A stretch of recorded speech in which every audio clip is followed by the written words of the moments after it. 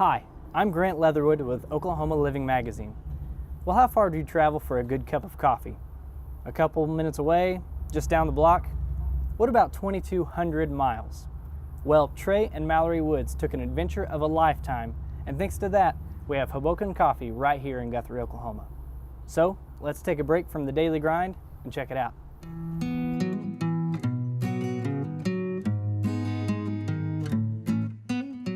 Right from the beginning when I met Mallory, she was gonna have a coffee house. Like, it was kind of just a settled deal in her mind. I mean, she was probably 19 years old. But when she said it, you could just tell there was something different. Like, she really was gonna figure out how to make it happen one way or another. And so we fell in love pretty quick, and we got engaged 3 months after we met and married 3 months after that. We ended up going to Eugene, Oregon, and we decided that that was gonna be a good spot for us to go out there, learn the coffee culture, and just kind of get away from, you know, everything that we knew here, kind of get out of our comfort zones.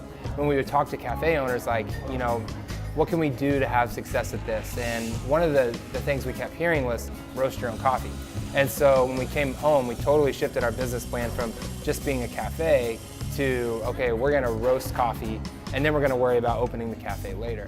That's probably like the biggest thing that you're gonna notice when you buy a bag of our coffee, or if you come in and try it here. Fresh roasted coffee is just really important in terms of flavor. Once the bean is ground and, you know, setting, air and light can really kind of diminish some of the qualities that people find pleasant in a cup of coffee. And so when it's roasted fresh and ground just before it's brewed, if you've never really experienced that, it's gonna be like a light bulb goes off in your head and you're gonna be like, wow.